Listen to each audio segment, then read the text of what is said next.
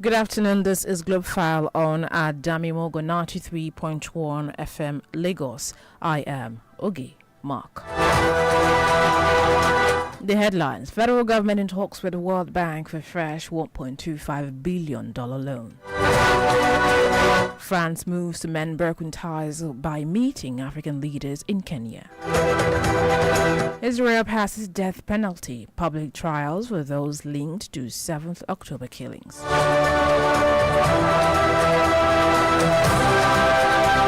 And now the news in detail. The federal government is currently in talks with the World Bank for a new $1.25 billion loan.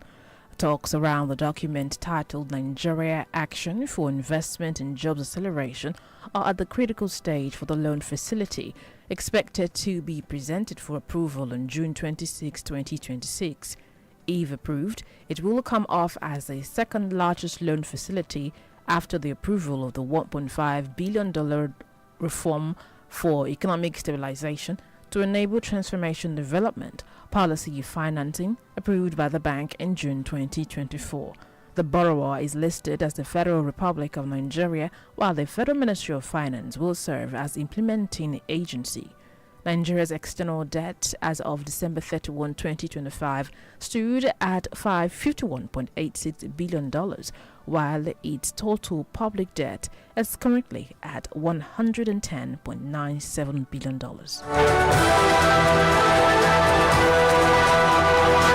Away from Nigeria, South Africa's President Cyril Ramaphosa says he will legally challenge a report that has paved the way for Parliament to consider impeachment proceedings against him over the theft of large sums of cash from his private farm. A Constitution Court ruling last week found that Parliament acted unconstitutionally when it voted against establishing an impeachment inquiry against Ramaphosa regarding the Fala report in 2022. The controversy stems from the Fala scandal, in which thousands of dollars were stolen from furniture at his game farm. He has denied any wrongdoing and said the money came from the legitimate sale of buffalo from his farming business. South Africa's Constitutional Court last week ruled the matter should be examined further through an impeachment process in Parliament rather than being dismissed.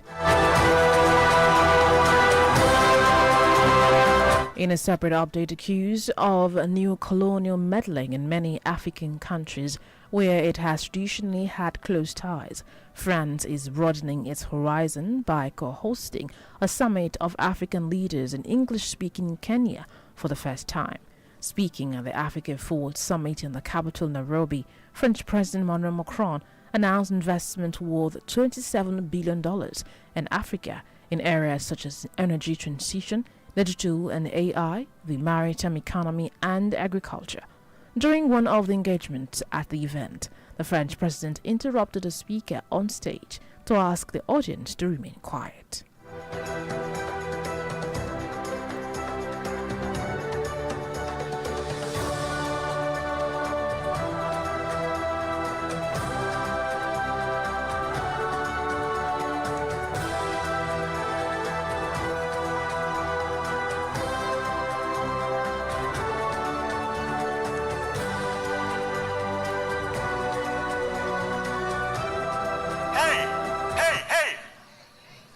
I'm sorry, guys, but it's impossible to speak about culture, to have people like that super inspired coming here, making a speech with such a noise. So this is a total lack of respect. So I suggest, if you want to have bilaterals or speak about somebody else, something else, you have bilateral rooms or you go outside. If you want to stay here, we listen to the people. And we play in the same game, okay? Thank you. Me. For many years after independence in the 1960s, France maintained close economic, political, and security ties in many of its former colonies, leading to widespread accusations that little had changed. Stay to come on Club File. Israel passes death penalty. Public trials for those linked to 7th October killings.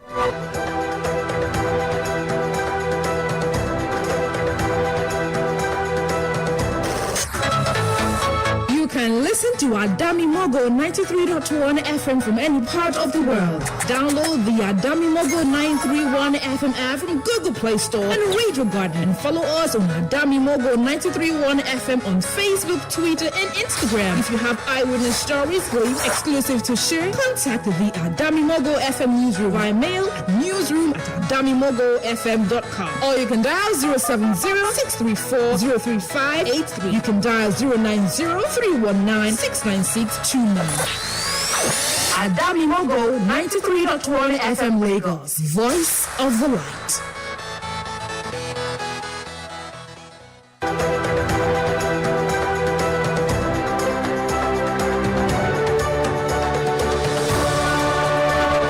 Glad you're still there now to the rest of the news.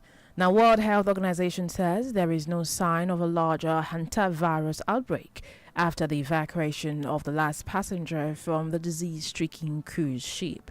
Meanwhile, 18 Americans evacuated from the hantavirus-hit cruise ship are being closely monitored by health officials at two of the country's top medical centers. 16 people are in Nebraska at the nation's only national quarantine unit, while 2 people are being monitored in Atlanta. Admiral Brian Cushing of the U.S. Health and Human Service Department played down the risk of the virus in the U.S. Risk of hantavirus to the general public remains very, very low. The Andes variant of this virus does not spread easily, and it requires prolonged close contact with someone who is already symptomatic. Even so, we have taken this situation very seriously from the very start. HHS supported the Department of State in a safe repeat. According to him, in an effort to preserve space at the facility in Nebraska, some passengers were flown to Atlanta, Georgia, including the passenger who displayed mild symptoms. Passengers were transported via Department of State plane from the Canary Islands to Nebraska with appropriate medical capabilities on board. Upon arrival, they were transferred here to the University of Nebraska Medical Center. UNMC was selected as the U.S. entry point due to its extensive expertise in handling special pathogens, and it's the only national quarantine unit in the country. You can guarantee no American. The CDC cautioned that people could have symptoms, but that did not mean that they necessarily had hantavirus. And now Israel has passed a new law imposing the death penalty and conduct of public trials for those involved in the unprecedented Hamas-led attacks and mass hostage-taking in Israel in October 2023.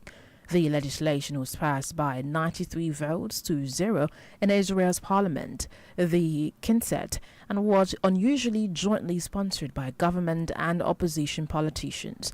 The remaining 27 lawmakers were absent or abstained. Israeli human rights groups have condemned the new law and warned against show trials based on confessions allegedly extracted under torture. 7th October 2023 was the deadliest day in the history of Israel. Hamas-led fighters killed over 1,200 people in southern Israel, mostly civilians. Another 251 were kidnapped and held in captivity in the Gaza Strip, including men, women, children, and foreign nationals. In the meantime, the indigenous traditional owners of land in northwestern Australia have been awarded a record $150.1 million Australian payout after court ruled one of the country's most well-known billionaires mined their land without permission. The verdict amounts to the biggest native title payout ever awarded in Australia and concludes a protracted legal battle between the Yindjibarndi people and Andrew Forest's mining company, Fortescue. The Yindjibarndi group had sought $1.8 billion Australian compensation. That figure, they argued, would constitute 1% of the production value profit of the mines, as well as compensation for the loss of around 250 cultural sites and cultural connection to the land.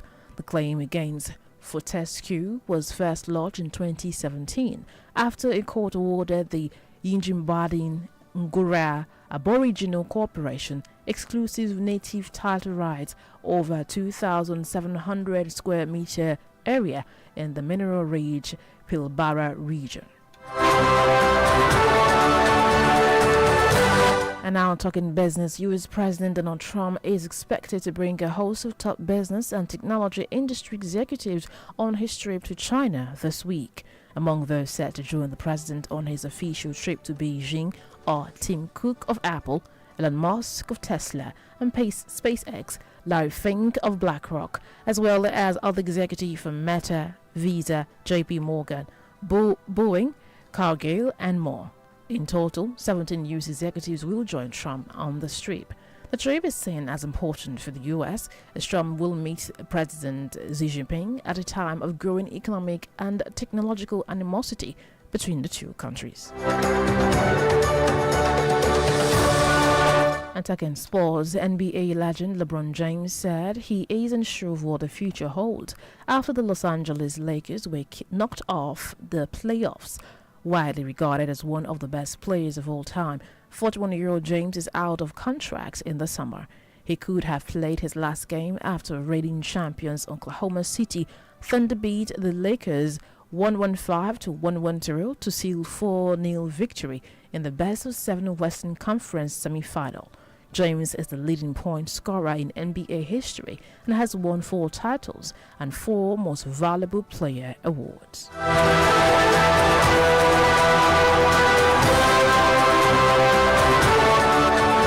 And finally, Netflix has been sued in Texas over claims it collects data belonging to children and adults in the U.S. state without their consent and uses addictive design to keep them hooked.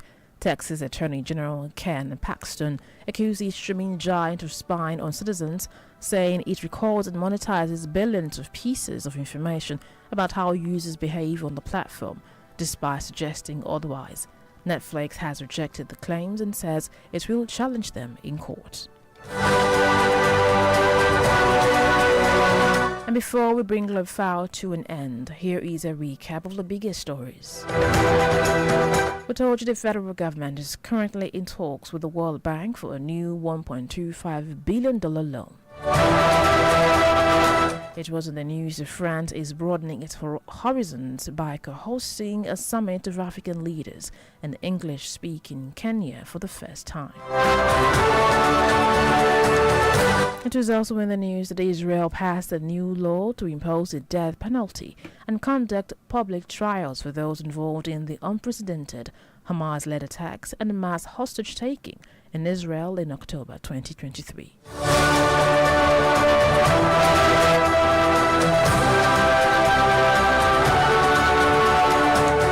And that's Globe Fathers produced by Dayo Olujobi. To join us at 2 o'clock for more stories on the briefing on our Dami Mogo 93.1 FM Lagos.